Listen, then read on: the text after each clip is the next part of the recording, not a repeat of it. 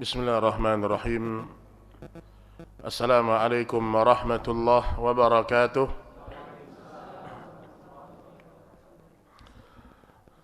Kurang semangat, Masya Allah. Suaranya habis karena ngaji ya, Masya Allah. Tahajud, witir, Masya Allah. Assalamualaikum warahmatullahi wabarakatuh.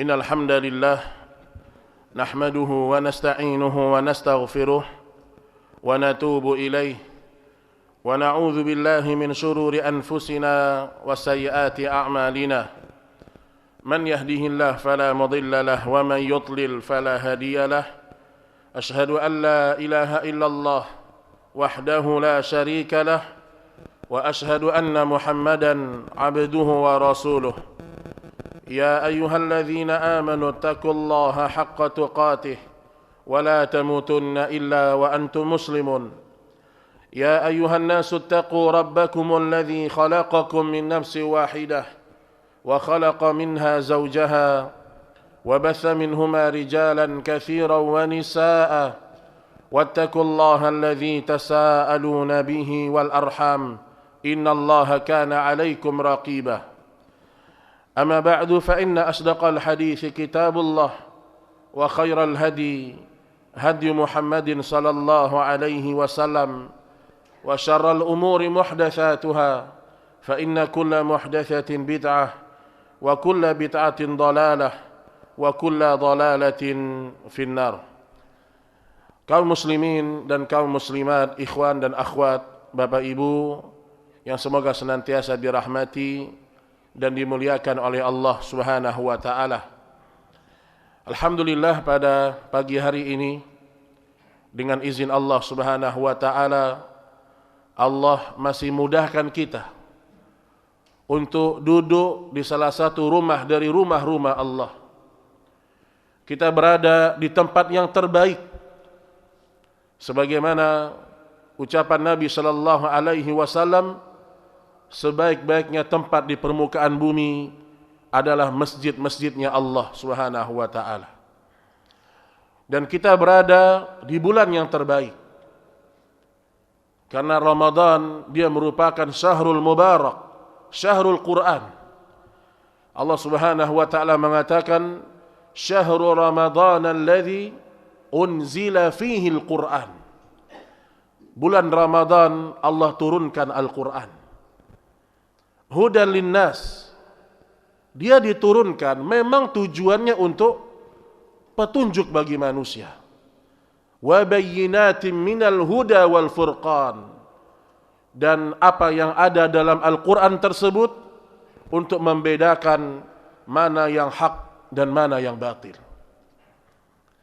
Dan alhamdulillah kita berada di bulan yang terbaik, di tempat yang terbaik, dan membicarakan sesuatu yang terbaik, yaitu agama Allah Subhanahu wa taala. Dan kita memohon kepada Allah agar Allah jauhkan kita dari 3 perkara yang Nabi sallallahu alaihi wasallam pun berlindung kepada 3 perkara ini, jemaah. Nabi pernah doa sama Allah, Allahumma inni a'udzubika min ilmin la yanfa' wa min qalbin la yakhsha wa min nafsin la tashba' wa min da'watin la yustajabu laha. 3 perkara, Bapak Ibu.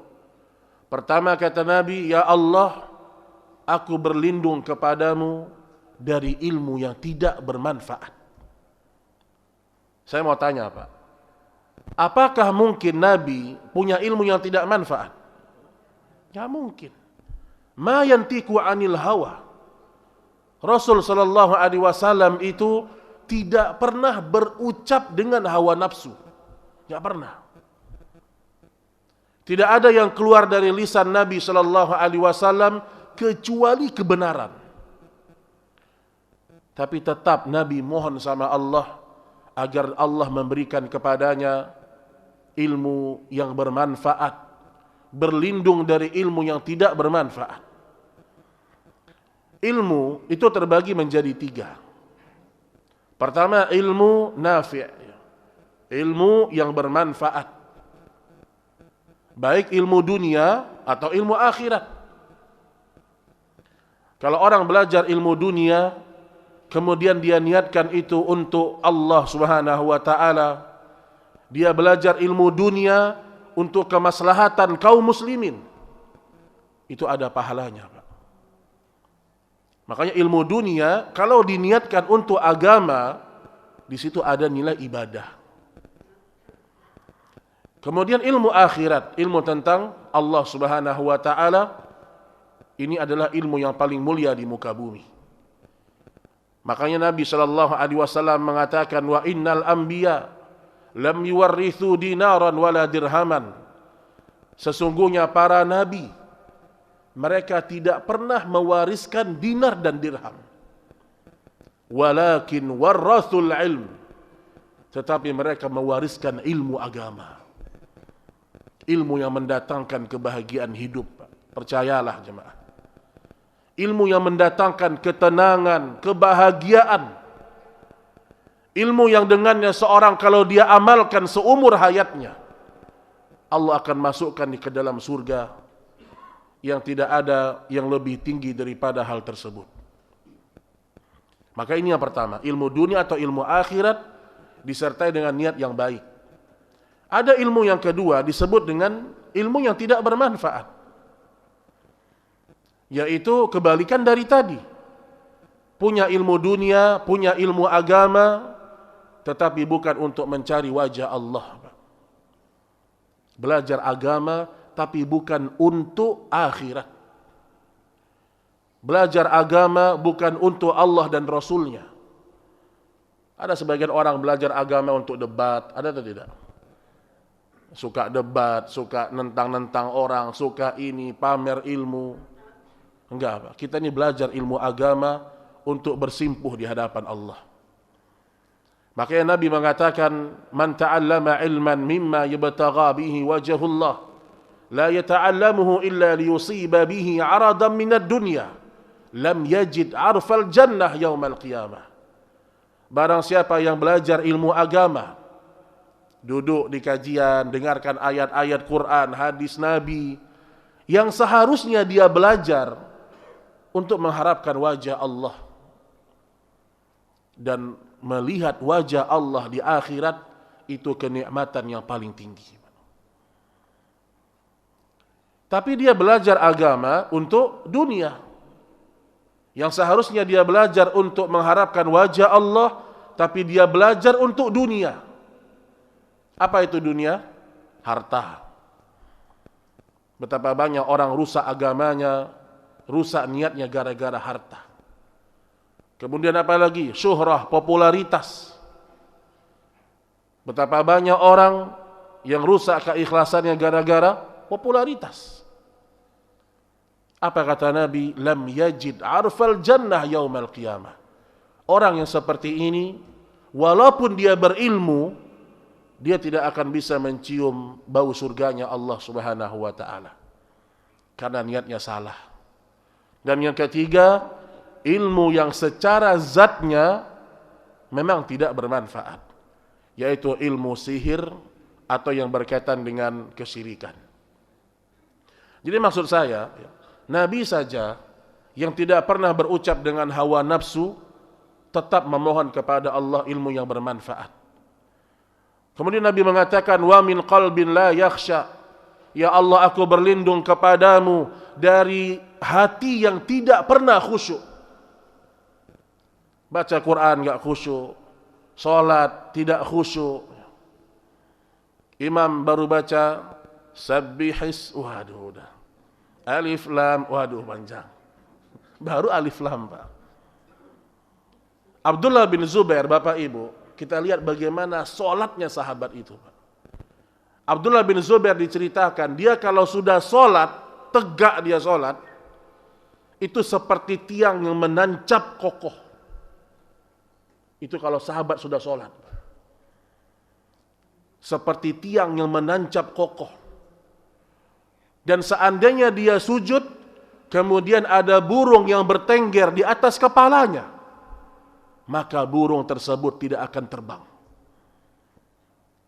Kenapa ada orang bisa sholat dengan tegak, tidak banyak bergerak? Itu dimulai dari kekhusyukan hati. Makanya Imam Ibnul Qayyim, beliau pernah mengatakan begini, salatul munafik, salatul abdan. Orang munafik kalau sholat, sholatnya itu hanya sholat badan. Orang berdiri, saya berdiri. Orang takbir, saya takbir. Orang ruku, saya ruku. Dia enggak sholat dengan hatinya. Dan kita tidak menuduh orang munafik, tidak ya. Tapi Masya Allah Indonesia ini dinobatkan sholat tarawih tercepat di dunia, Pak. Masya Allah. Ajib. 7 menit 23 rakaat. Ini sholat badan, jemaah. Yang penting sudah sholat. Kita ingin kita tuh sholat, selesai sholat tambah rasa takut sama Allah. Selesai sholat bertambah rasa cinta sama akhirat. Itu tujuan kita sholat. Bukan sekedar yang penting udah sholat, yang penting udah zikir. Enggak. Ibnu Qayyim mengatakan sholatul mu'min sholatul qulub. Adapun seorang mukmin, dia kalau sholat, dia tegak dengan hatinya yang khusyuk. Maka Nabi berlindung kepada Allah dari hati yang tidak pernah khusyuk. Sebagian orang, ya, dia dengar khutbah Jumat, khusyuk hatinya. Saking khusyuknya apa? Sakinah, mawaddah, warahmah. Tidur ternikmat di muka bumi mungkin ya. Ketika khutbah Jumat, Masya Allah. Sebagian lagi terlalu khusyuk baca Quran, tanda kutip, baru ngaji sehalaman sudah ngantuk. Karena dia enggak ngaji dengan hatinya, Pak. Jemaah sekalian, ya. Dulu ya, Abdullah bin Mas'ud, dia pernah disuruh oleh Nabi untuk membaca Quran di hadapan Rasul. Kata Nabi SAW, ya Ibnu Mas'ud, iqra, baca wahai Ibnu Mas'ud. Apa kata Ibnu Mas'ud radhiyallahu anhu, ya Rasulullah, bagaimana aku bacakan kepada kamu, wa alaika unzil, sedangkan Al-Quran ini diturunkan kepada engkau. Tapi tetap Nabi menyuruh Ibnu Mas'ud baca Quran. Sampai pada firman Allah, fa kaifa idza ji'na min kulli ummatin bi syahid wa ji'na bika haula'i syahida. Wa ji'na bika ala haula'i syahida. Bagaimana kalau suatu saat nanti di akhirat engkau menjadi saksi ya Muhammad? Kemudian apa kata Nabi? Hasbuk, cukup wahai Ibnu Mas'ud.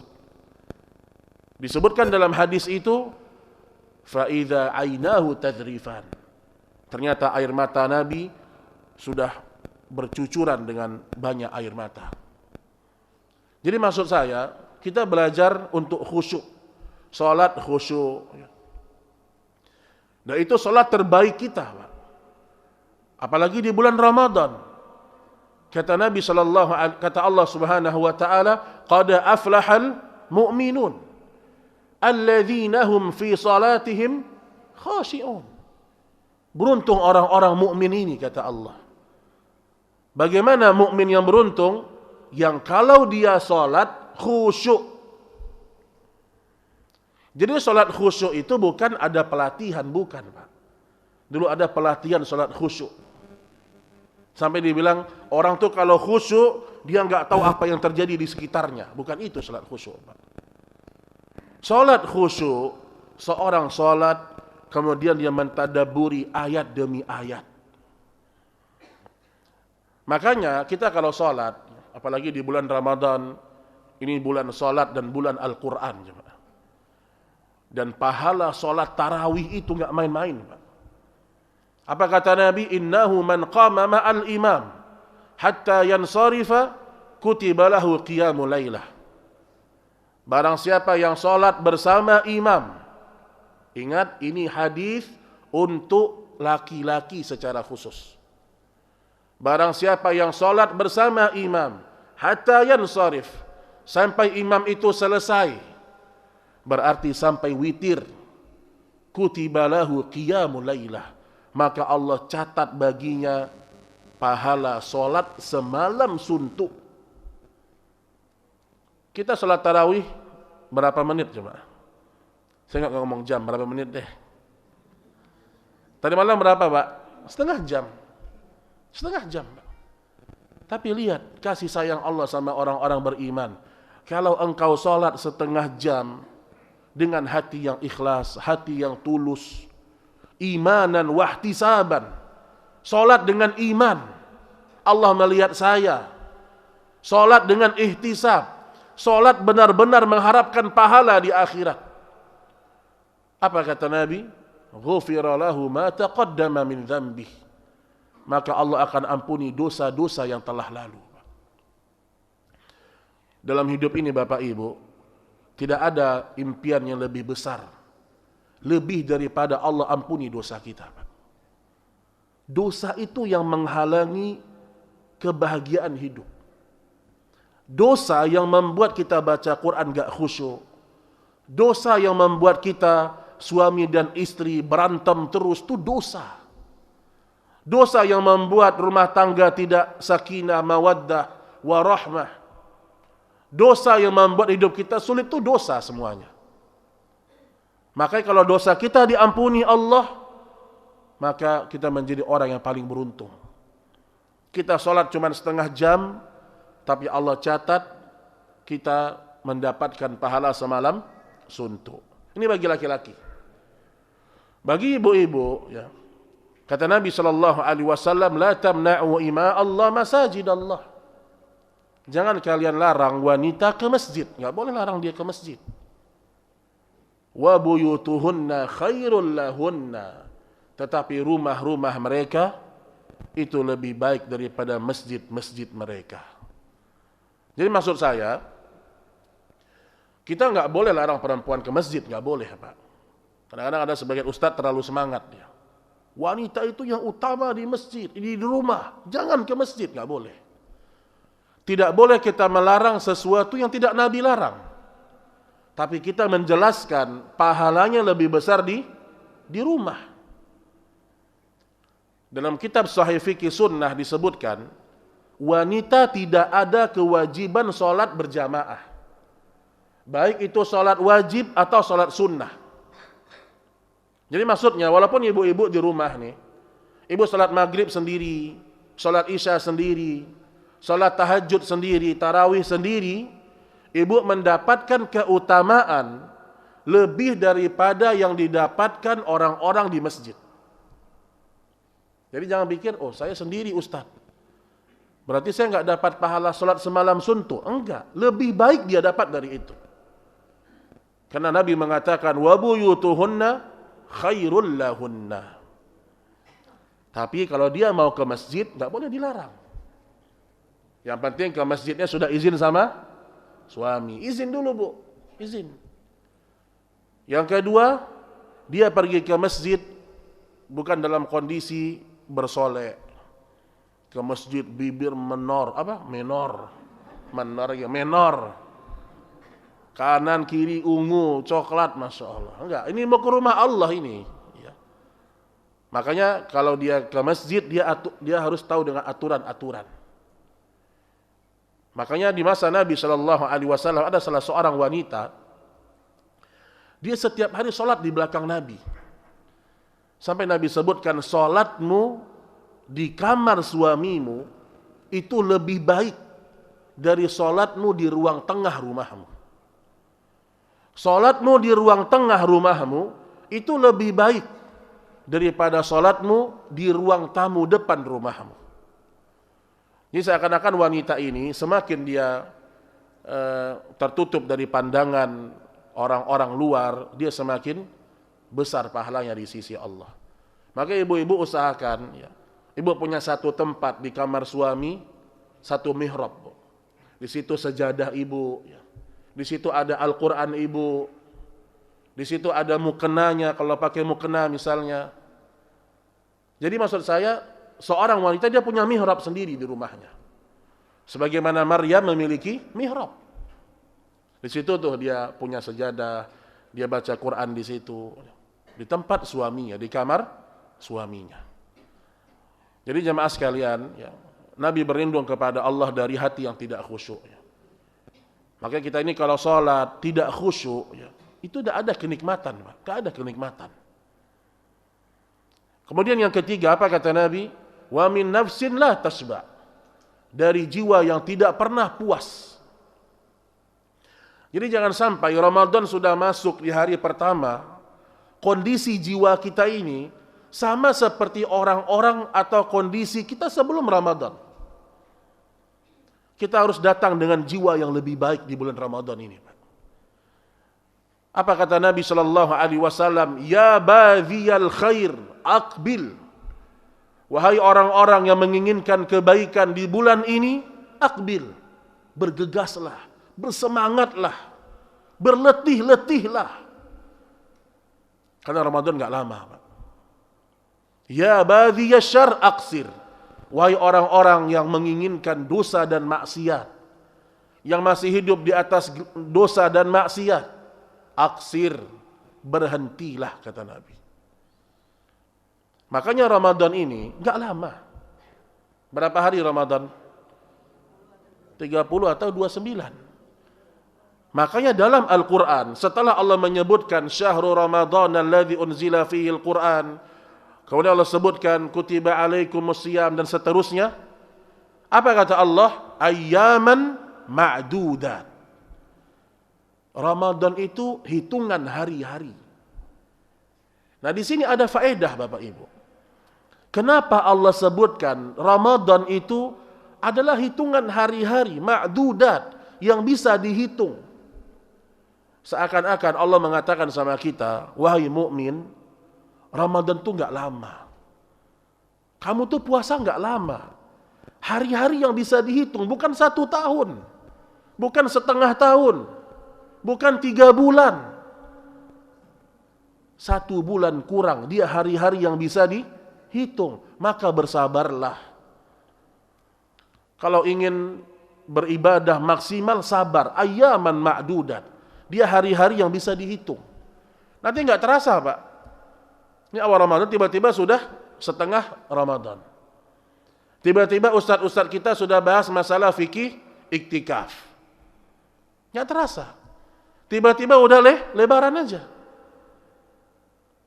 Makanya, kalau kita tidak mempersembahkan Ramadan terbaik, ada 2 kemungkinan, kata para ulama. Kalau berlalu Ramadan ini, ternyata Allah belum mengampuni dosa kita, berarti kita termasuk orang yang mendapatkan doa buruk dari malaikat Jibril. Saya bacakan satu hadis, ya. Dan ini hadis yang sahih, ya, yang dikeluarkan oleh Imam Al-Bukhari juga dalam kitab Adabul Mufrad, ya, dan selainnya. Disebutkan anna Nabi sallallahu alaihi wasallam raqiyal mimbar. Nabi sallallahu alaihi wasallam menaiki mimbar. Jadi masjid biasa adanya mimbar. Dan mimbar Nabi itu, ini mimbar yang sesuai dengan sunnah, itu 3 tangganya, Pak. Nabi itu punya mimbar, punya tangga mimbar itu 3, 1, 2, 3. Disebutkan, tiba-tiba ketika Nabi naik di mimbar pertama, kedua, ketiga, Nabi tiba-tiba ngomong, amin, amin, amin. Jadi, amin ini apa artinya? Astajib ya Rabb. Ya Allah kabulkan, ya Allah kabulkan. Para sahabat bingung radhiyallahu anhum. Kok Nabi tiba-tiba ngomong amin? Padahal enggak ada doa sebelumnya. Kemudian bertanyalah mereka kepada Nabi sallallahu alaihi wasallam, "Ya Rasulullah, ma kunta tasna' hadza?" Apa yang terjadi ya Rasulullah? Kemudian Nabi sallallahu alaihi wasallam bersabda, "Qala li Jibril." Yang pertama kata Nabi, Jibril datang kepadaku atau berkata kepadaku, "Raghima anfun 'abdin dakhala 'alaihi Ramadan falam yughfar lahu faqultu amin." Kata Jibril, "Raghima anfun," sungguh merugi seorang hamba. celaka seorang hamba. Dakhala alaihi Ramadan. Dia hidup di bulan Ramadan. Dia masih ada di bulan Ramadan. Falam yughfar lahu dhanbah. Falam yughfar lahu. Namun ternyata setelah selesainya Ramadan, Allah tidak mengampuni dosanya. Kata Jibril apa? Merugi orang yang seperti ini. Kata Nabi, amin. Lihat jemaah sekalian. Ini yang doa siapa? Malaikat Jibril. Siapa Jibril alaihi salam? Imamul malaikah. Dia pemimpinnya para malaikat. Dan dia yang berdoa, celaka seorang hamba yang dapat bulan Ramadan, tapi Allah tidak ampuni dosa dia. Dalam riwayat lain, Jibril mengatakan, ya Muhammad, qul amin. Wahai Muhammad, aminkan doa saya. Yang berdoa malaikat Jibril, dan yang mengaminkan adalah manusia terbaik di muka bumi. Kira-kira doanya tertolak atau tidak? Mustahil ditolak Allah. Kemudian Nabi juga mengatakan, thumma qala, kemudian Jibril berkata lagi, raghima anfu 'abdin dzukirta 'indah falam yusalli 'alaika faqultu amin.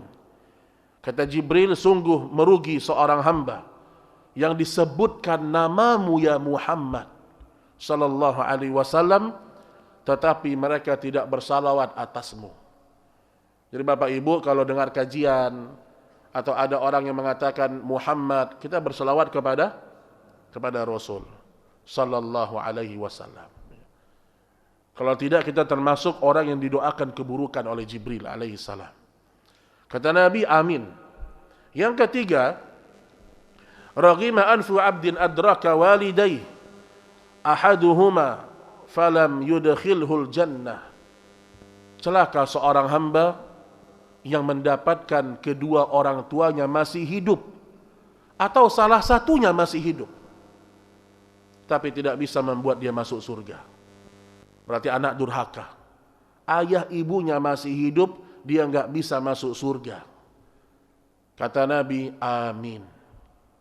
Ini 3 doa malaikat Jibril yang diaminkan oleh Nabi sallallahu alaihi wasallam. Pertanyaan besar, kenapa ada orang yang tidak Allah ampuni dosanya di bulan Ramadan? Kata para ulama, berarti dia puasa, dia beribadah tidak serius di bulan Ramadan. Enggak serius. Sebagian orang, antum lihat ya, dia puasa tapi enggak sholat. Wah, ini ajib ini Pak. Puasa lancar tapi tidak sholat wajib. Ada lagi sholat tarawih enggak bolong, tapi subuh, zuhur, asar enggak sholat. Sholat sunnah lancar tapi sholat wajib ditinggalkan. Ada yang lebih parah. Tahu enggak yang lebih parah, Bu? Ikut apa? Ikut buka bersama, dia enggak puasa. Nah, ini lebih ajib lagi. Orang puasa, dia puasa juga. Ini hal-hal kayak gini sering terjadi di masyarakat kita. Dan saya sangat sarankan, ya, kalau ingin buka-buka bersama itu, jangan setiap hari. Ya. Ini ada sebagian orang setiap hari, Pak. Hari pertama, keluarga. Hari kedua, kolega ini. Hari ketiga, alumni ini, komunitas ini. Dan rata-rata kalau sudah buka bersama, walaupun tidak semua, udah gak tarawih. Atau minimal maghribnya gak ke masjid tuh. Ingat Bapak Ibu, laki-laki wajib sholat berjamaah ke masjid. Sampai kata Nabi SAW, Asqalu salati ala al-munafiqin salatul isya wa salatul fajr. Lau ya'lamuna ma fihima la atauhuma walau habuan. Salat yang paling berat bagi orang munafik, isya dan subuh. Berat itu. Lau ya'lamuna ma fihima, seandainya mereka tahu apa yang Allah siapkan di akhirat, la atauhuma walau habuan. Mereka akan datang menunaikannya walau dalam kondisi merangkak-rangkak. Makanya kita ini laki-laki, ya, kalau sudah azan berkumandang, udah berhenti, Pak.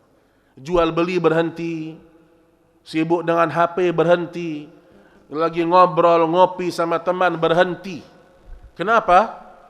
Orang yang masih sibuk dengan dunianya di saat azan berkumandang, apalagi dia nggak sholat ke masjid, ini orang yang tidak menghargai Allah dalam hidupnya. Dia nggak menghargai penciptanya. Makanya ingat jemaah sekalian, jangan sampai Ramadan ini kita masih nggak sholat ke masjid. Kemudian nanti sebagian juga masih bergelimang dengan maksiat. Ini hari-hari terbaik kita. Setiap detiknya itu ada hitungan-hitungan pahala, Pak. Dan umur kita ini nggak lama, coba. Umur kita berapa tahun? Ibu-ibu berapa tahun, Bu? Hah? Ini sebagian muka-mukanya udah senja, Masya Allah. Tapi ingat, jangan putus asa, Pak. Orang tuh masuk surga bukan karena berapa lama dia berislam, tidak. Sa'ad ibn Mu'adz radhiyallahu anhu, dia masuk Islam itu di akhir-akhir dari hayatnya. Disebutkan dalam beberapa sirah, dia masuk Islam dan dia hanya 3 tahun berislam. Setelah itu dia meninggal. Berarti selain ini hidupnya penuh dengan kekufuran, maksiat. Ya. Dia masuk Islam 3 tahun aja. Apa kata Nabi Shallallahu Alaihi Wasallam? Kematiannya Sa'ad bin Mu'adz menggetarkan arsy-Nya Allah. 3 tahun dia masuk Islam. Jadi bukan siapa yang dulu dapat hidayah, enggak. Tapi bagaimana kita menutup akhir hayat kita. Innamal a'malu bil khawatim. Sesungguhnya amal itu hanyalah dilihat dari akhirnya saja. Baik, ma'asyiral muslimin wal muslimat rahimani wa rahimakumullah. Baik, kalau kita di bulan Ramadan, tentu ada amalan-amalan terbaik yang harus kita biasakan.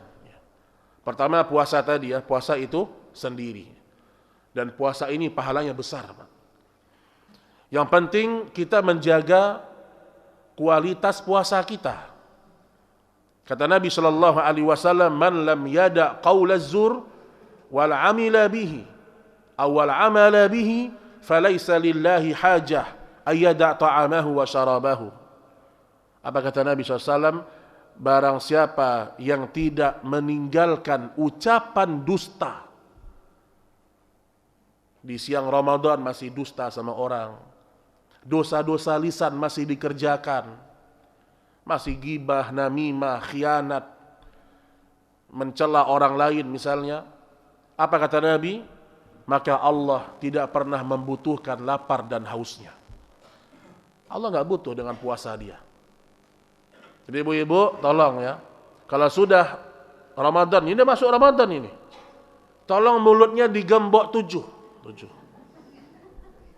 Gembok 7. Jangan komentar tentang orang yang nggak manfaat. Daripada puasa ibu habis nggak ada pahalanya, Bu. Ini serius ini. Kenapa? Karena Nabi sudah mengatakan betapa banyak orang yang puasa dia tidak mendapatkan kecuali lapar dan haus. Nggak dapat dia pahalanya. Jadi para akhwat, kenapa saya bilang para akhwat? Karena ibu ngomongnya lebih banyak daripada laki-laki. Itu sudah fitrah wanita. Percaya nggak, Pak? Lebih banyak ngomongnya. Kalau nggak percaya, buka aja WhatsApp-nya istri Bapak, buka. Pasti lebih panjang kalimatnya daripada laki-laki. Fitrah wanita begitu. Tapi makanya perhatikan ibu-ibu, jangan sampai gibah. Jangan sampai buat majelis gibah, gunjing, sibuk dengan aib orang, fokus memperbaiki diri selama Ramadan. Ada yang datang nih, Bu, ada berita baru? Enggak, saya nggak mau dengar. Saya nggak mau dengar. Langsung ditutup celah-celah maksiat. Rugi, kita udah capek-capek puasa, kemudian orang dapat pahala, kita nggak dapat pahala. Orang besok masuk pintu surga, pintu Rayyan, kita merasa masuk juga. Oh, ternyata pahala puasa kita sudah gugur. Kenapa? Karena kita berpuasa tetapi tidak meninggalkan ucapan-ucapan dusta. Ini diperhatikan ya, jaga kualitas puasa. Bahkan dalam riwayat yang lain diceritakan ya, Ketika kita sedang puasa, kalau ada orang yang mengganggu kita, kita mengatakan apa? Inni shaim, inni shaim. Lagi dekat-dekat buka puasa nih. Oh, ini kan dah detik-detik kemerdekaan kan. Detik-detik berbuka. Lagi keliling-keliling, ada yang bikin emosi kita. Ada yang bikin ngajak kita berantem di jalan misalnya. Udah, ingat apa? Saya sedang puasa, saya sedang puasa. Nanti habis tarawih ya, bilang. Wah. Enggak, jadi maksud saya, ya, bercanda ya Pak ya. Jadi maksud saya, kalau kita sedang puasa, ingat kita sedang puasa. Ada orang yang sedang buat kita emosi, kita bilang dalam hati kita apa? Inni shaim. Saya sedang puasa ya Allah. Udah. Karena kalau tidak, ya, kita seperti orang yang tidak mengerti dengan keutamaan puasa. Kemudian juga ya, di bulan-bulan Ramadan ini amal-amal terbaik setelah puasa adalah tilawatul Quran. Siapa yang sudah khatam hari ini? Hah? Ada nggak yang sudah khatam? Siapa tahu ada. Bapak Ibu, 30 juz itu kalau Bapak niat ya. Tapi ini apa ya? Ini orang tidak terbiasa sulit ya. 30 juz kalau dibaca dengan bacaan yang sedang itu 13 jam selesai. Hah? 13 jam selesai. Nah, ini sudah biasa di lembaga-lembaga tahfiz ya. Mereka baca air segalon di sini. Tapi malam biasanya mereka banyak ngajinya. Ini maksud saya, yang Nabi sunnahkan itu khatam setiap bulan. Ini sunnah salaf, ingat. Jadi Ramadan memang tidak ada kewajiban khatam. Tapi yang Nabi sunnahkan setiap bulan kita khatam, apalagi Ramadan. Dalam hadis Abdullah bin Amr bin As, Nabi mengatakan, Iqra'u fi syahr. Kalian khatamkan Al-Quran sebulan sekali. Berarti sehari berapa juz? Satu juz. Satu juz itu tinggal dipecah-pecah. Kalau saya kasih tips Bapak Ibu ya, habis sholat, sediakan waktu 10 menit aja. 10 menit aja. Habis subuh 10 menit. Habis zuhur 10 menit. Asar 10 menit. Karena 10 menit itu bisa baca 2 lembar. Kalau ngaji sudah lancar. Berarti 5 waktu sudah 10 lembar. 1 juz Pak. 10 menit. Maka minimal kita khatam sebulan sekali. Apa kata Abdullah bin Amr bin As? Ya Rasulullah, inni ajidu quwwah. Saya bisa lebih ya Rasulullah. Kata Nabi, faqra'hu bi'ishrina lailah. Ya udah kalau gitu kamu khatamkan setiap 20 malam. Kata beliau, inni ajidu quwwah. Saya masih kuat ya Rasulullah.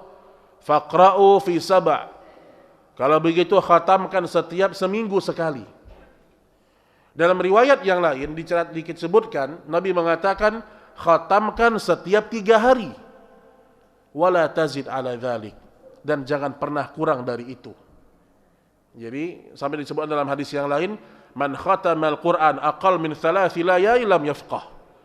Barang siapa yang menghatamkan Al-Qur'an kurang dari 3 hari, dia tidak bisa memahaminya. Tapi ini khusus di selain Ramadan. Di bulan Ramadan bisa khatam sehari sekali, bagus.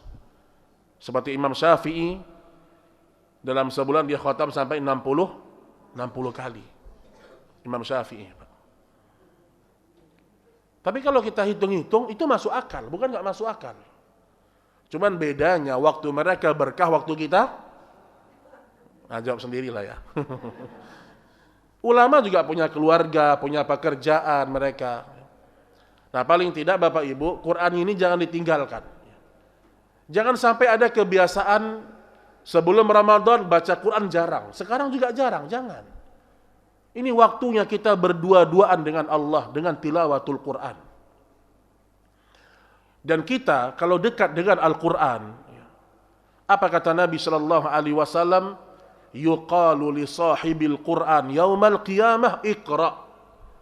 Besok para pembaca Quran akan dipanggil oleh Allah.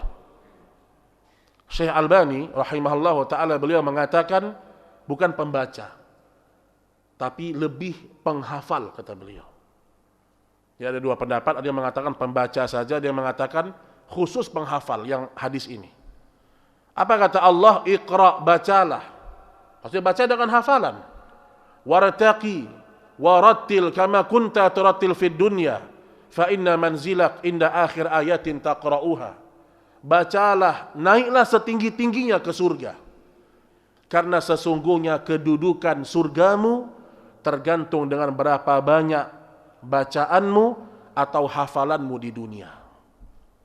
Tapi Syekh Albani rahimahullah ketika beliau mensyarah hadis ini, beliau lebih kepada pendapat mengatakan ini hadis keutamaan untuk orang yang menghafal. Jadi kalau misalnya hafalnya An-Naba, ya di situ berhenti sudah. Selesai dia baca An-Naba, di situ surganya.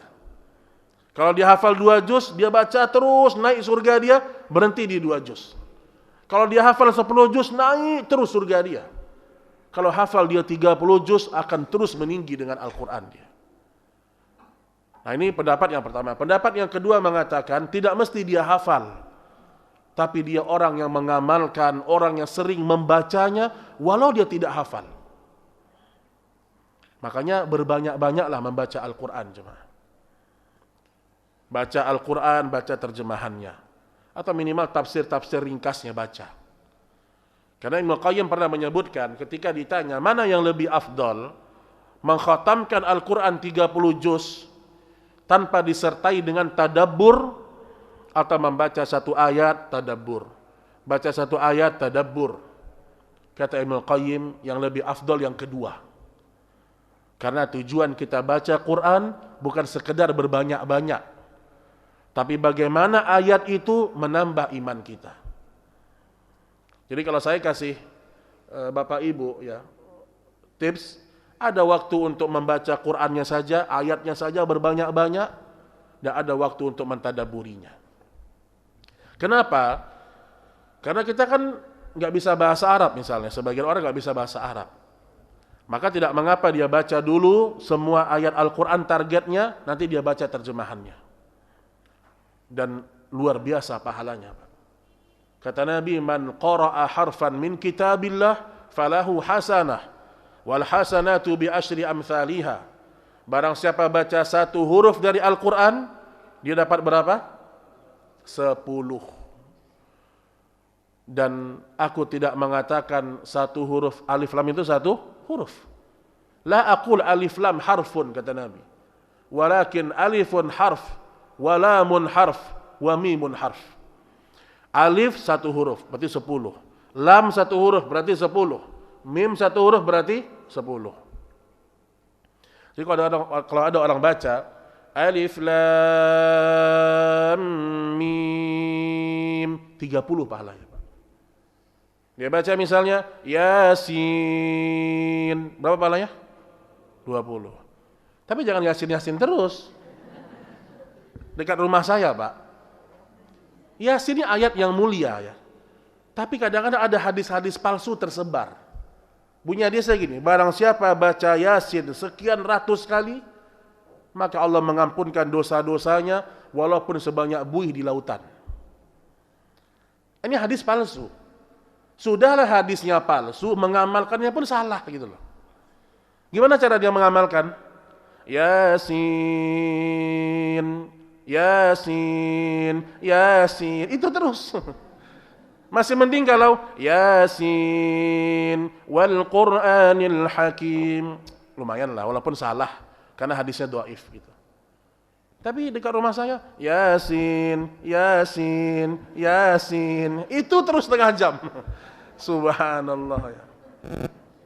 Jadi kasihan ya orang-orang niatnya baik tapi pengamalannya salah, Pak. Jadi Bapak Ibu dekatlah dengan Al-Qur'an ya. Dan enggak usah malu, Ustadz saya ngaji masih terbata-bata. Orang ngaji Quran masih terbata-bata, Allah kasih pahala. Kata Nabi apa? Al-mahiru bil Quran ma'as safaratil kiramil bararah. Orang-orang yang mahir dengan bacaan Al-Quran, mujawwad, tajwid, bacaannya bagus ya. Dia besok bersama malaikat Allah yang paling dekat di akhirat. Walladzi yatata'ta fihi falahu ajran. Lihat nih.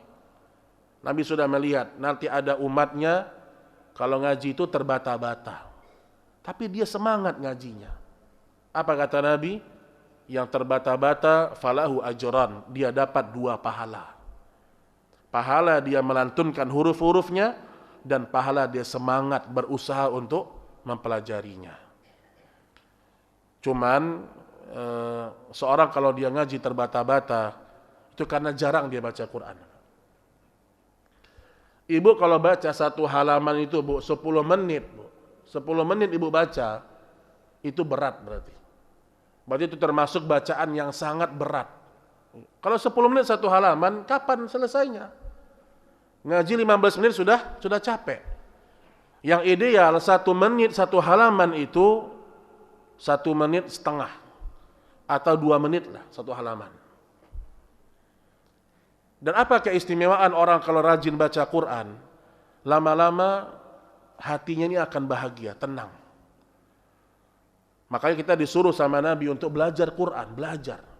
Khairukum man ta'allamal Quran wa 'allamah. Sebaik-baiknya kalian yang belajar Al-Quran kemudian mengajarkannya sama orang. Nah, jadi yang belum bisa ngaji atau masih terbata-bata, latih diri.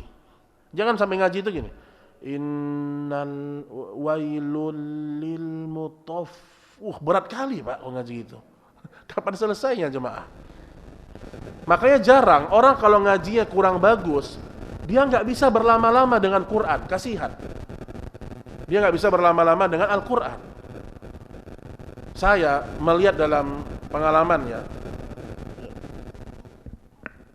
ya, belum saya dapat ada orang ngajinya tidak bagus, kurang bagus ngajinya, bisa berlama-lama dengan bacaannya, nggak bisa. Paling dia ngaji 10 menit sudah capek. Tapi kalau orang punya bacaan yang indah, tajwid yang bagus, hasil dari belajar, saya nggak ngomong masalah irama, tidak, tajwid, dia akan mampu lama-lama baca Quran karena dia menikmati Al-Quran itu. Wailul lil sulit itu, lama. Tapi kalau dia lancar kan enak. Wailul lil mutaffifin alladzina idza iktalu 'alan nasi yastawfun. Itu terus dia baca enak. Nah, itu buah dari hasil dia rajin baca, dia rajin mengulang ya. Nah, momennya Ramadan ini. Momennya Ramadan ini. Jadi Al-Qur'an tolong jangan ditinggalkan. Kemudian jemaah sekalian, sedikit lagi yang berkaitan dengan amaliyah Ramadan, yaitu adalah sedekah. Jadi berpuasa, puasa terbaik. Jangan ada dustanya, jangan ada riyanya, jangan ada sum'ahnya. Ketika baca Quran yang terbaik di Ramadan kita. Sebanyak-banyaknya, seletih-letihnya, Pak. Yang ketiga, sedekah yang terbaik. Dan tenang jemaah, pintu surga itu masing-masing ada ahlinya. Ada orang yang masuk surga dari pintu Quran, dari pintu sholat, pintu jihad, pintu sedekah. Dan saya sering mengatakan begini, ucapannya Imam Ibnu Qayyim, hendaklah setiap orang, Bapak Ibu coba lihat ya, apa yang Allah lebihkan pada diri kita. Biasanya setiap orang itu ada kecondongan beramal. Contoh begini, Ustadz, saya kalau menghafal Quran sulit Ustadz. Saya ini agak lemah menghafal. Tapi insya Allah kalau ada lembaga-lembaga yang butuh, anak-anak yatim yang butuh, saya siap bantu. Ada orang begitu, Pak. Berarti dia mengejar surga dengan harta dia. Ada sebagian orang, Ustadz saya kalau ke kajian majelis ilmu ini sulit setiap hari. Tapi kalau untuk sholat malam saya mampu, perbanyak di situ. Jadi apa ibadah yang Allah mudahkan untuk kita, maka ambil kesempatan itu. Antum melihat satu kisah ya. Ketika Nabi sedang ngobrol dengan para sahabat, ini hadis yang sahih, tiba-tiba Nabi mengatakan sebentar lagi akan datang di hadapan kalian penduduk surga. Lewat laki-laki lewat. Besok Nabi ngomong lagi akan datang sampai 3 hari. Sampai akhirnya salah seorang sahabat, dia penasaran apa amalnya laki-laki ini. Dia tidur 3 hari di rumah laki-laki tersebut, ternyata nggak dilihat ada amalan hebat, biasa-biasa aja. Akhirnya dia tanya sama sahabat ini. Nabi mengatakan engkau adalah penduduk surga. Apa amal yang engkau kerjakan? Awalnya dia enggak menyebutkan, dia hanya saya begini aja setiap hari kata dia. Tapi terakhir dia mengatakan apa? Karena hadisnya panjang, saya ringkaskan. Terakhir dia mengatakan, saya punya kebiasaan, sebelum saya tidur, saya memaafkan semua orang yang pernah menzolimi saya. Sebelum saya tidur, saya tidak menyimpan rasa kebencian kepada mukmin manapun. Subhanallah, Pak. Itu amalan dia. Sampai kata sahabat ini, kalau itu yang engkau lakukan, maka pantaslah Nabi sallallahu alaihi wasallam mengatakanmu calon penghuni surga. Jadi ada orang yang mudah memaafkan, maka dia berusaha di situ. Nah, sekarang masalah sedekah, sebagian orang Allah berikan dia kelebihan harta, maka dia kejar surga Allah dengan harta itu. Dan terkadang sedekah ini kita harus tahu prioritas. Jadi kita ini sedekah kepada siapa? Allah mengatakan, yas'alunaka madza yunfiqun. Mereka berkata kepadamu ya Muhammad, kepada siapa kami infakkan harta kami? Kemudian kata Allah Subhanahu wa taala, qul ma anfaqatum min khairin falil walidain wal aqrabin wal yatama wal masakin. Pertama, engkau infakkan untuk kedua orang tuamu. Jadi barang siapa yang ingin memberikan rezeki terbaik kepada ayah ibunya Ramadan ini, jangan hitung-hitungan sama orang tua, Pak. Dan saya sering mengatakan seorang laki-laki jangan sampai dia sulit berbakti sama ayah ibunya gara-gara pasangannya. Jangan sampai. Kadang-kadang ada istri yang Masya Allah ya, ada istri yang mengingatkan suaminya, bang, mas, udah kirim uang gak untuk orang tua kamu mas? Itu istri solehah itu Pak.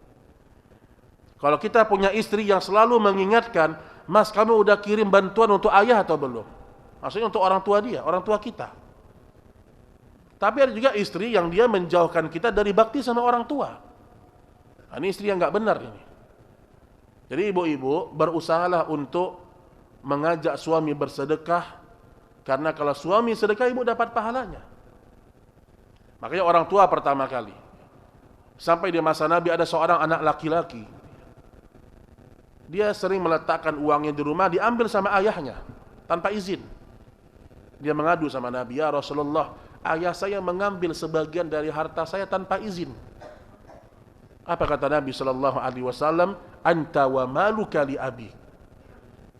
Dirimu ini dan hartamu itu milik ayahmu. Di sini kata para ulama, seandainya seorang anak dia tidak menafkahi ayah ibunya, zalim dia. Kemudian si ayah mengambil harta anaknya secukup kebutuhan si ayah, maka ayah tersebut tidak berdosa, karena dia sedang mengambil hak dia. Anak kita letakkan ATM di atas kulkas, kita lihat, ini anak pelit ini, Masya Allah. Kita ambil, kebetulan pinnya kita tahu, kita ambil sesuai kebutuhan kita, kita nggak berdosa, Pak. Cuman mana ada orang tua yang seperti itu, Pak.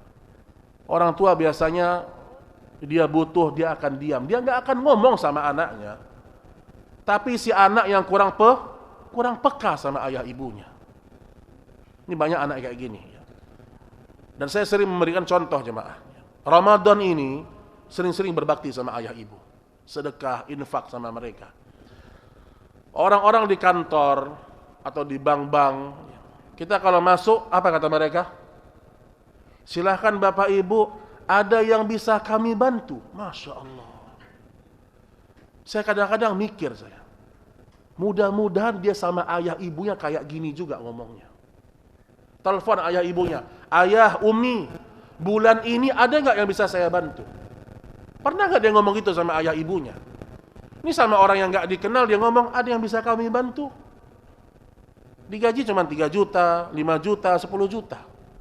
Tapi berkhidmahnya untuk orang lain luar biasa, Pak. Jadi kadang-kadang saya berpikir, mudah-mudahan orang ini juga mengucapkan hal yang sama kepada ayah dan ibunya. Nah itu perhatikan ya, kalau orang tua masih hidup, berbaktilah sama mereka. Kalau mereka sudah wafat, jangan pernah kita lupa mendoakan ayah ibu kita. Setiap sujud sebelum salam doakan. Nah kemudian masalah sedekah ini juga, Sedekah ini enggak mesti dari orang-orang yang punya banyak duit, Bapak Ibu. Allah melihat kepada pengorbanan dan perjuangan. Dalam sebuah hadis yang sahih Nabi mengatakan, mi'atu dirham, 100 dirham, dirham wahid ya, 1 dirham. Ada orang punya 1 dirham, ternyata dia mengalahkan orang yang bersedekah 100 dirham. Ibaratnya kalau kita nih, ada orang sedekah 10.000 atau 100.000 dia sedekah. Ada orang sedekah 1 juta, ternyata yang lebih besar di sisi Allah yang 100.000. Nabi mengatakan ada orang sedekah 1 dirham lebih besar pahala daripada 100 dirham. Para sahabat bingung, kok bisa? Kan cuma 1 dirham, ini 100 dirham. Apa kata Nabi SAW? Karena orang yang bersedekah 1 dirham ini hanya itu yang tinggal. Sebagai ulama mengatakan dia punya 1 dirham, dia punya 2 dirham, 1 dirham dia sedekahkan. Masya Allah. Adapun yang 100 dirham hartanya banyak. Walaupun dia kasih 100 dirham itu sebenarnya masih kecil. Ibaratnya ini, ada orang masukkan kotak infak ke masjid 10.000. Padahal di dompetnya tinggal 50.000. Tapi dia masih berderma untuk Allah dan Rasulnya. Ada orang di ATM-nya 3 digit. 3 digit, hampir 1 miliar mungkin. Sedekahnya 1 juta. Ini kecil di sisi Allah, Pak. Perbandingannya kecil, nggak masuk ini. Makanya Allah menyuruh kita bersedekah dengan harta yang kita cintai. Wa yuhibbun wa yut'imuna at-ta'ama 'ala hubbi miskinan wa yatiman wa asira. Apa kata Allah dalam surah Al-Insan? Orang-orang beriman itu mereka ketika memberikan sedekah, memberikan makan, mereka memberikan makanan yang paling mereka cintai. Kepada siapa? Kepada orang-orang yatim, anak-anak yatim, kepada fakir miskin, dan kepada tawanan perang. Makanya Bapak Ibu kalau ngasih bukaan, ya, ada ngasih berbuka orang, cari yang terbaik. Jangan cari makanan yang kita nggak suka. Gitu. Dulu diceritakan Umar ibn Khattab, dia sering bersedekah gula, Pak, gula. Ketika ditanya kenapa engkau sedekah gula terus wahai Amirul Mukminin? Karena saya suka dengan gula ini, kata Umar. Jadi Bapak Ibu, ketika kita sedekah sama orang, berikan yang terbaik, Pak. Fidyah nih, kalau ada fidyah, kasih fidyah yang terbaik. Kasih fidyah yang terbaik. Misalnya buka, kita ada rezeki nih. Udah kasih yang terbaik untuk masjid apa. Jangan yang penting sudah ngasih bukaan, jangan yang penting. Kasih yang terbaik kepada orang. Supaya Allah memberikan yang terbaik juga di sisi kita besok di akhirat. Dulu sahabat, ketika dia ingin memberikan makanan kepada tawanan Badar, kita tahu perang Badar, ada 70 orang-orang musyrik yang ditawan, dan Allah menyuruh kaum mukminin memberikan makan kepada tawanan perang. Nggak boleh dibiarkan mati, nggak boleh. Datang para sahabat membawa 2 makanan. Yang satu sarid. Sarid itu adalah roti yang ada dagingnya lah. Makanan mewah. Yang satu kurma. Ketika mereka ingin memberikan kepada tawanan perang, kafir musyrik, mereka ingat dengan firman Allah. Wa yut'imuna at-ta'ama 'ala hubbi. Orang-orang beriman itu memberikan makanan apa yang mereka paling cinta. Roti daging, kurma. Saya lebih suka dengan roti daging. Roti daging dikasih kepada tawanan perang, saya makan kurma. Itu mukmin. Imam Ahmad rahimahullah, suatu hari dia sedang berada di rumahnya. Tiba-tiba ketika dia sedang duduk di rumahnya, datang orang gila.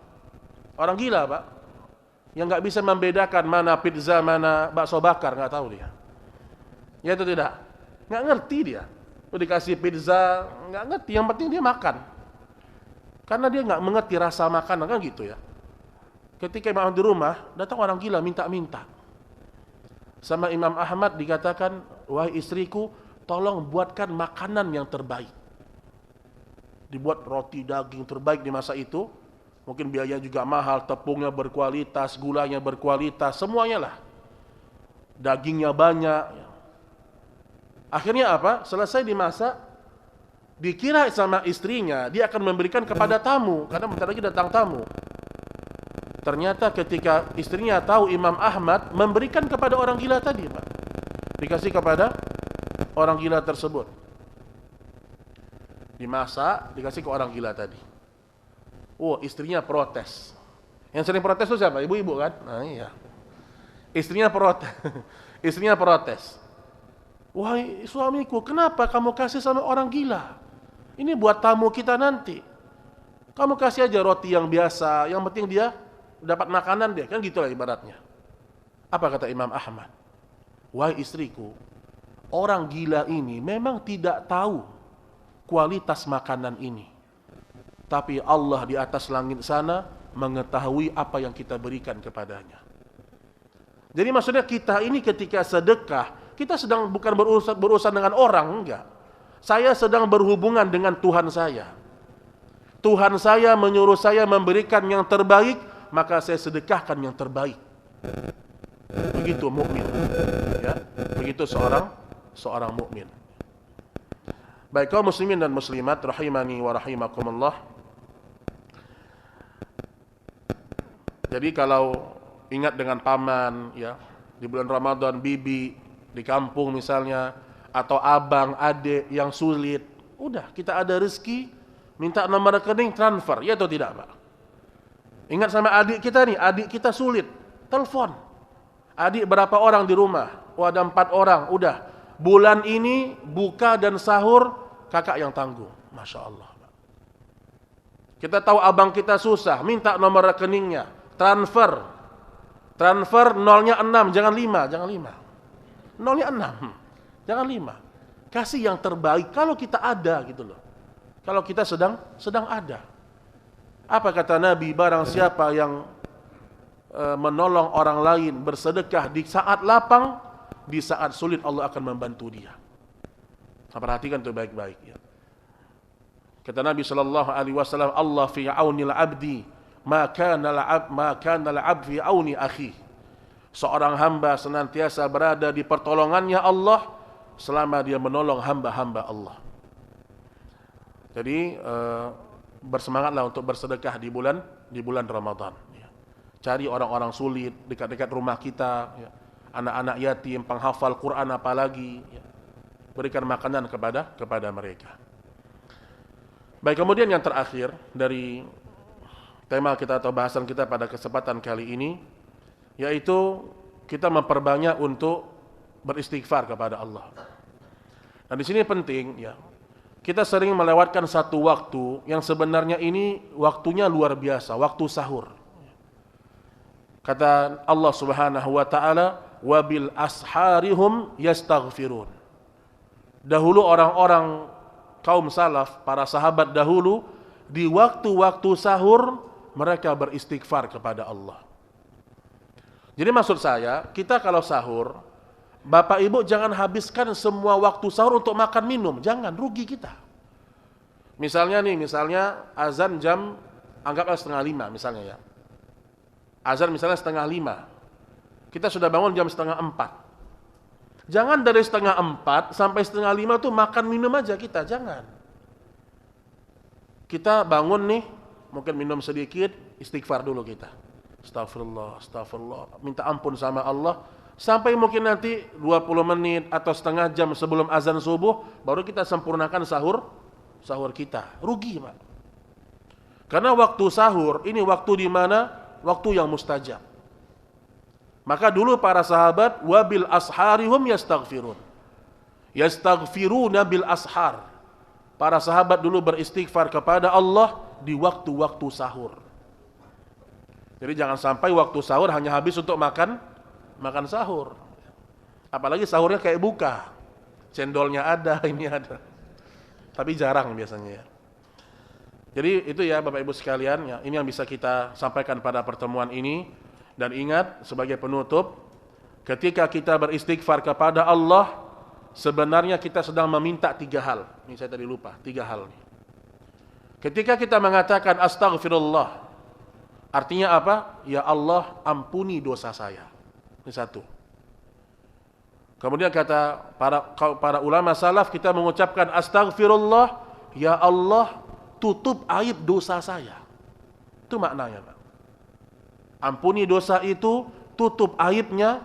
Dan yang ketiga, astaghfirullah, ya Allah, jangan jadikan dosa ini ada efeknya di dunia dan di akhirat. Karena kita tahu dosa itu ada efeknya, Pak. Ada efeknya. Terkadang efeknya kepada keluarga, kepada kendaraan, kepada tunggangan kita itu ada efeknya. Sampai disebutkan kalau kami mendapatkan masalah di keluarga kami, kami tahu ini efek dari dosa tadi pagi. Jadi misalnya kita naik mobil nih atau naik motor. Dari sebanyak itu motor, sebanyak itu mobil, kok cuman motor kita yang ditabrak orang, kan gitu. Sebanyak ini spion mobil macet, kok mobil kita yang disenggol sama motor spionnya. Itu efek dosa. Tapi itu pun bisa menghapuskan dosa kita kalau kita itu ikhlas menerimanya. Ya, jadi banyak-banyak istighfar kepada Allah dan jangan habiskan seluruh waktu sahur untuk makan dan minum saja, tapi untuk bermunajat kepada Allah Subhanahu wa taala. Wallahu taala a'lam bissawab. Sebelum kita akhiri, mungkin kalau ada pertanyaannya langsung dipersilahkan Bapak Ibu sekalian, atau di kertas silahkan.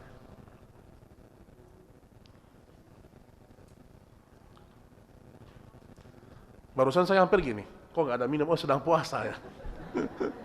Terpikir, astagfirullah.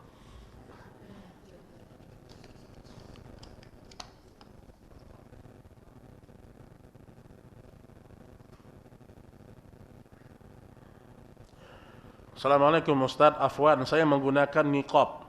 Niqab ini maksudnya cadar ya. Bagaimana bila sholat di masjid yang pasti banyak bertemu ikhwan di masjid? Terutama sholat tarawih, karena tidak mungkin kalau menghindari bertemu dengan ikhwan di sana karena situasi ramai. Bagaimana Ustaz solusinya? Solusi pertama sholat di rumah. Ingat tadi, sholat di rumah itu lebih afdol. Kalau ibu sholat gitu, jadi ingat ya, jadi sholat di rumah ini lebih afdol pahalanya. Cuman kadang-kadang ada sebagian orang, dia kalau di rumah nih mager-mageran. Jadi malah dia nggak tarawih, ya mending ke masjid kalau gitu. Karena sebagian perempuan, dia kalau di rumah, kalau dia santai-santai, lalai, nah mending dia ke masjid, maslahatnya besar. Tapi kalau dia punya semangat yang sama, di masjid dia semangat, di rumah dia juga bisa semangat, pilih rumah. Pilih rumah ya. Itu solusi pertama. Yang kedua, kalau memang ingin ke masjid juga, nggak ada masalah ya. Tapi dalam kondisi dia sholat, maka dia boleh menutup wajahnya. Kata para ulama, boleh dia menutup wajahnya, walaupun hukum asalnya terlarang. Tapi karena kondisinya ada orang-orang asing yang melihat wajah dia, maka dia boleh menutup wajahnya dengan niqab. Tapi saya rasa kalau gimana, apa nggak ada pembatasnya masjidnya kan gitu. Jadi kalau pembatasnya tinggi itu nyaman sebenarnya Pak. Untuk ibu-ibu itu lebih nyaman ya. Jadi kasih kepada DKM-nya mungkin saran dan masukan ya. Kadang-kadang ibu-ibu ini kan dia capek, mungkin dia pengen selonjoran, tapi kalau sitarnya pendek, kadang-kadang malu juga sebagian ibu-ibu untuk selonjoran. Tapi kalau sitarnya tinggi, itu lebih aman. Biasanya kalau masjid-masjid yang sudah lama ya, dia akan kasih semua di lingkup akhwat itu gelap gitu. Kacanya gelap, jadi nggak ada laki-laki yang bisa melihat. Ya. Jadi lebih nyaman perempuan sholat di masjid. Dulu di masa Nabi, ya, kalau ada wanita ke masjid, disuruh sama Nabi mereka keluar duluan sebelum laki-laki. Dulu di masa Nabi begitu, Pak. Jadi wanita-wanita Ansor ini keluar dari masjid tanpa diketahui siapa mereka. Jadi nggak kayak kita sekarang. Kalau kita sekarang kan kita keluar pintunya sama, kadang-kadang ketemu di jalan. Kalau di masa Nabi dulu, karena orang masih sedikit ya, tidak sebanyak sekarang kaum muslimin, maka wanita keluar dulu, baru nanti laki-lakinya keluar. Jadi solusinya tadi ya, kalau memang terlalu banyak ikhwannya bakal melihat, tutup, tidak ada masalah. Tapi yang paling bagus adalah solusi yang pertama, dia sholat di rumah, atau dia cari masjid yang memang lebih nyaman dia untuk sholat. Ini sama kayak kasus tawaf ya. Wanita ketika tawaf, kalau sudah berihram, dia nggak boleh tutup mukanya dengan cadar, tidak boleh. Tapi Aisyah dia pernah nanya, "Ya Rasulullah, bagaimana kalau kita berjumpa dengan laki-laki asing?" Kata Nabi, "Engkau boleh tutup wajahmu dengan kain, nanti setelah dia lewat buka lagi." Itu dulu bisa, sekarang nggak bisa. Sekarang penuh orang, gimana caranya? Ya. Maka kata para ulama, ya sudah dilepas, dibuka saja ya. Karena hukum asalnya memang wanita tidak boleh memakai cadar ketika tawaf ya. Tapi ditutup dengan pakai kain boleh. Ya.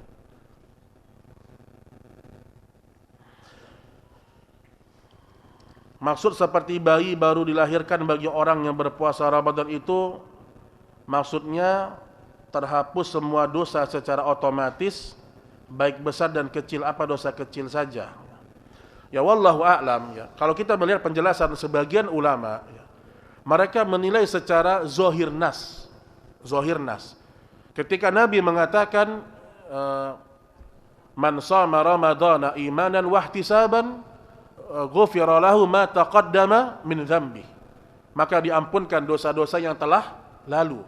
Kata sebagian ulama, Nabi tidak merincikan apakah dosa kabair atau dosa kecil. Kalau Nabi tidak merincikan, maka mudah-mudahan dosa besar, dosa kecil juga diampuni.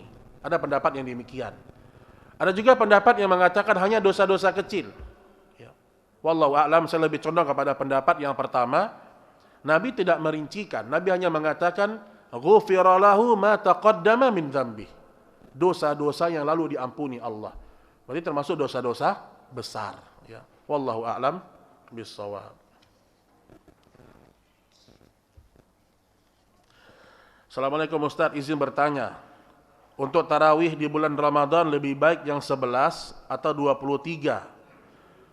Dan setelah itu apakah boleh sholat malam lagi? Ini pertanyaan yang ke-49 kali. Masya Allah. Tapi kita jawab, tetap kita jawab ya. Mungkin ada yang ingin tahu gitu. Bapak Ibu ya. Pertama, ulama semua sepakat. Semua ulama sepakat. Salat Nabi tidak lebih daripada 11 rakaat. Ini ulama sepakat semua nih.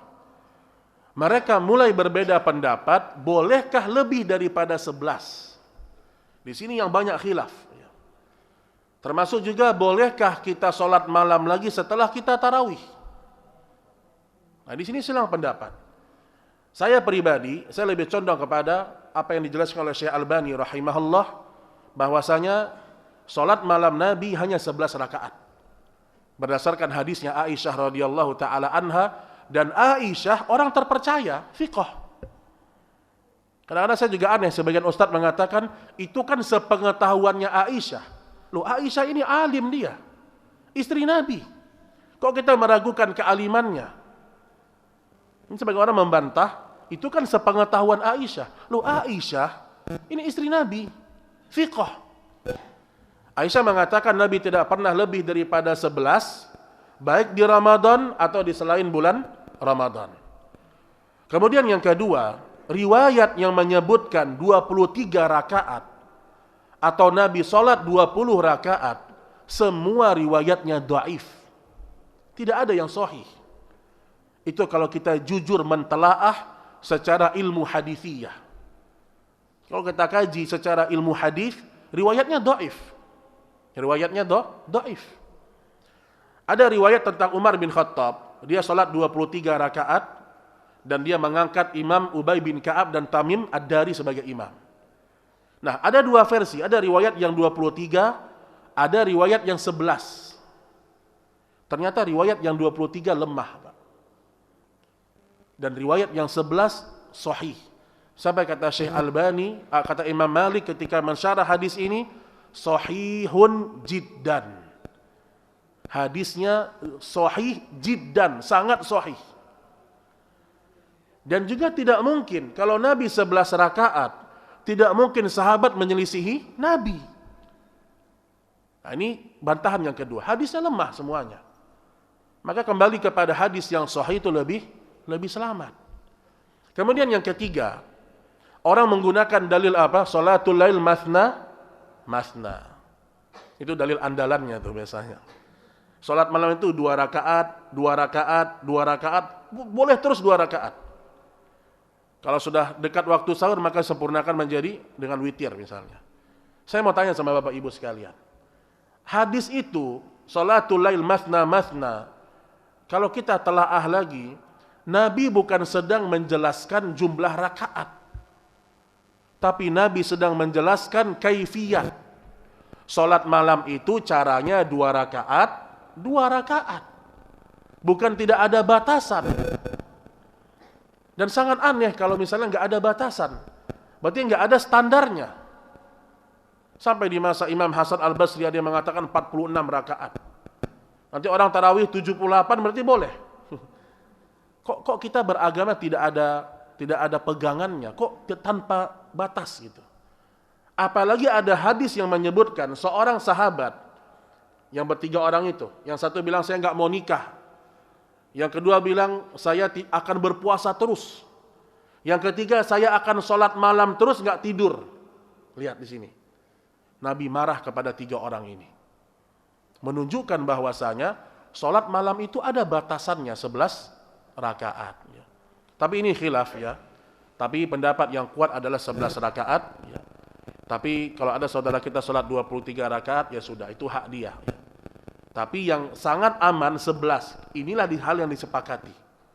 Maka saya sering mengatakan begini, Bapak Ibu, kita ini kalau beragama, jangan sering-sering nanya, Ustadz boleh enggak? Jangan gitu nanyanya. Misalnya gini nih, tasbih. Ustadz boleh enggak zikir dengan tasbih? Jangan tanya boleh atau tidak. Ganti cara bertanyanya. Ustadz, Nabi bertasbih caranya gimana? Karena kalau kita tanya boleh atau tidak, akan banyak pendapat. Misalnya nih, ketika memakamkan mayit. Jangan tanya, Ustadz boleh enggak azan di kuburan? Jangan tanya boleh atau tidak, tapi tanya, Ustadz, dulu Nabi ketika memakamkan mayit, caranya gimana? Jadi selalu kita terfokus kepada Nabi seperti apa, sahabat seperti apa. Jadi itu yang perlu kita pahami. Dan saya kemarin dapat informasi ya dari teman-teman di Madinah. Ya. Tadi malam salat tarawih yang ada di Madinah itu 11 rakaat atau 13 rakaat.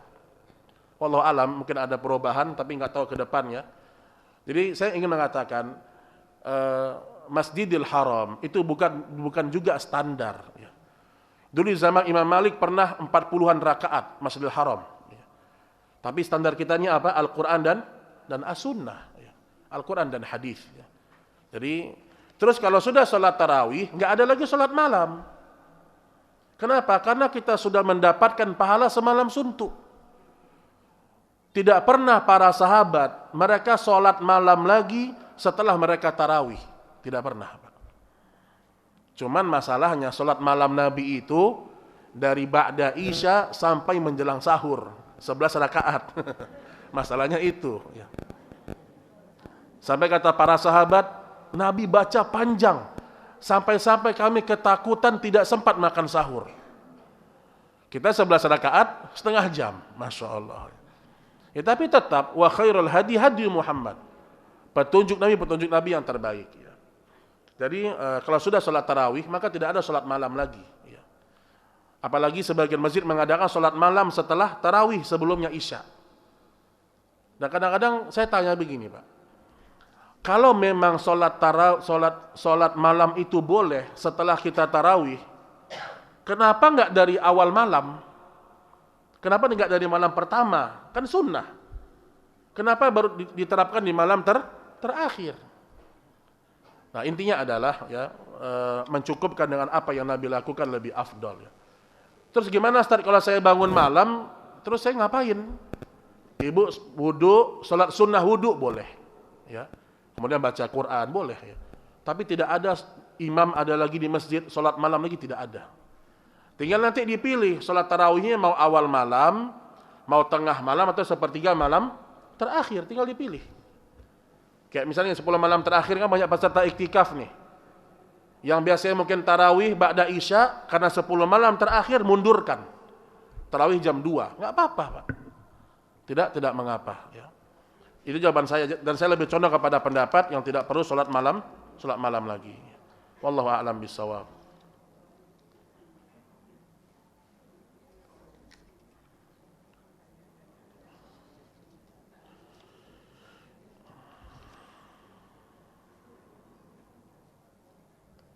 Saya salat tarawih dan witir 11 rakaat.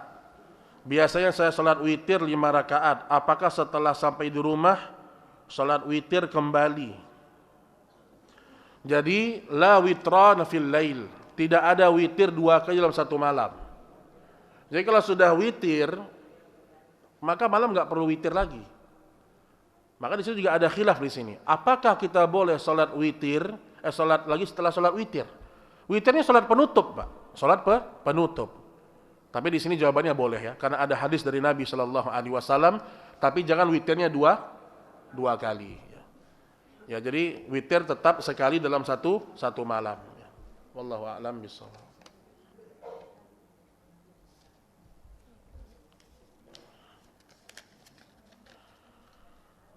Ustadz, mana yang harus didahulukan? Membayar hutang atau sedekah kepada orang tua?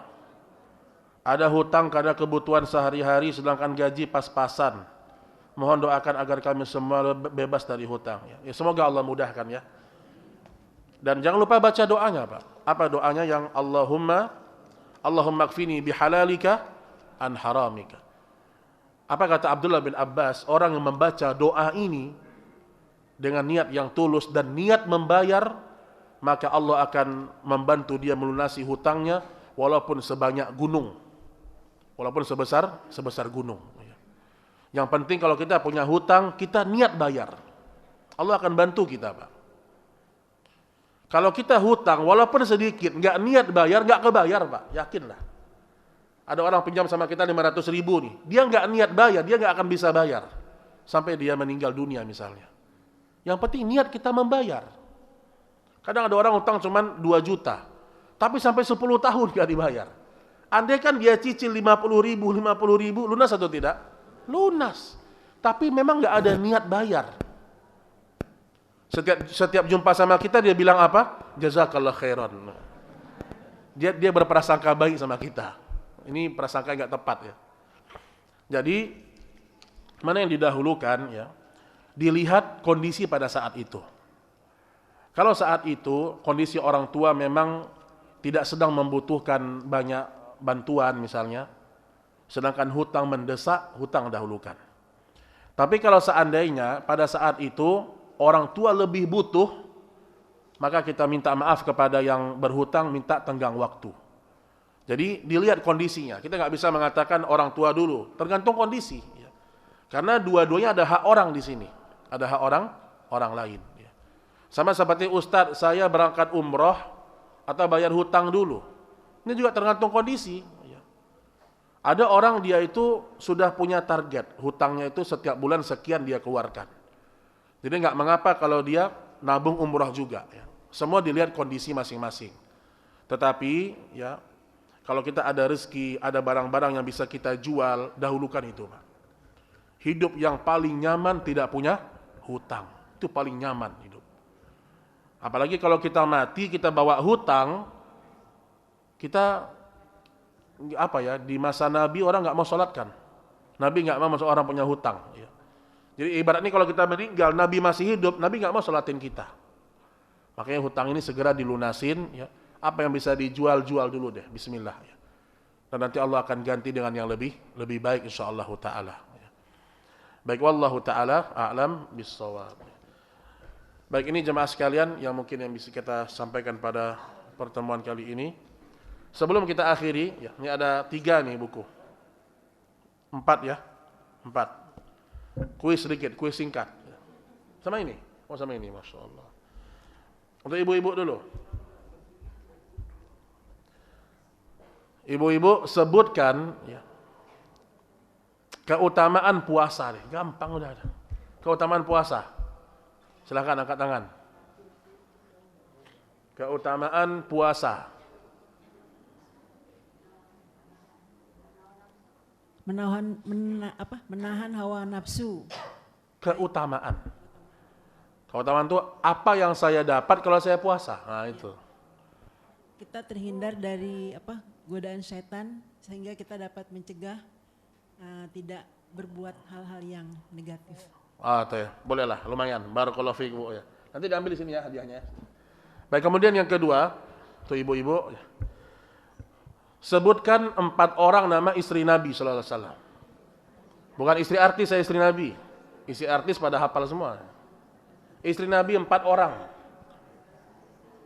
Nah, angkat tangan. Silakan.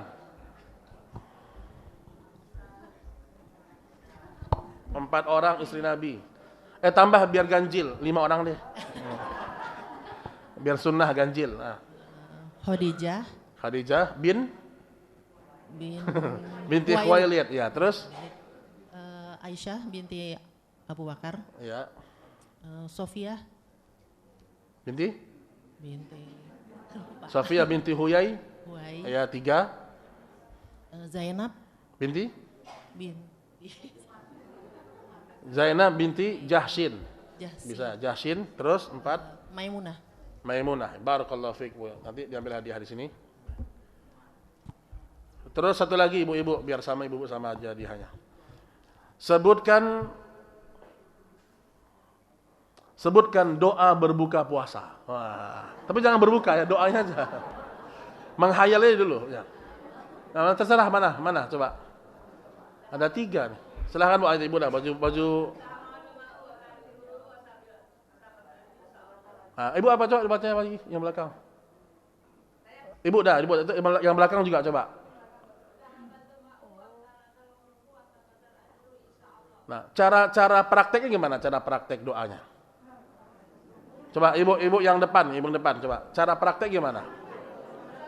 Jangan dipraktekkan, maksudnya caranya. Minum terus baca bismillah dulu, minum, baru baca doa. Yalah, boleh ibu, saya kasih satu-satu dari 2 ini, ya. 2. Bapak 1 aja Pak ya, tapi besar Pak, doa. Kumpulan doa. Doa untuk poligami juga ada di sini. Ustaz Yazid nih, rahimahullah, bagus buku ini Pak. Nah, pertama untuk bapak-bapak, silahkan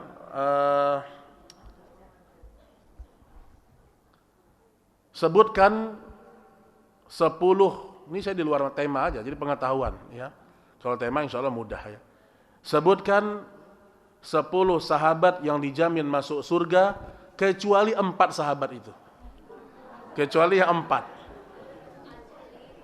Nah, silahkan Pak. Silahkan Pak. Ya, Terakhir. Naam, 2. Taib.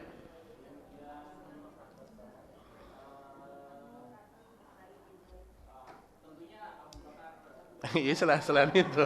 Tentunya ya. Baru 3 kan, Abdurrahman bin Auf, Sa'ad bin Abi Waqqas ya. Kemudian Abu Ubaidah bin Jarrah, terus satu lagi aja.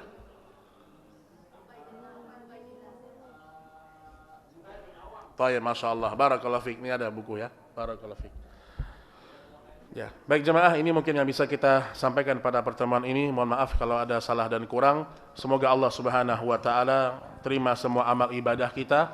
Wa sallallahu ala nabiyyina Muhammad. Subhanakallahumma wa bihamdik, asyhadu an la ilaha illa anta astaghfiruka wa atubu ilaik. Assalamualaikum warahmatullahi wabarakatuh.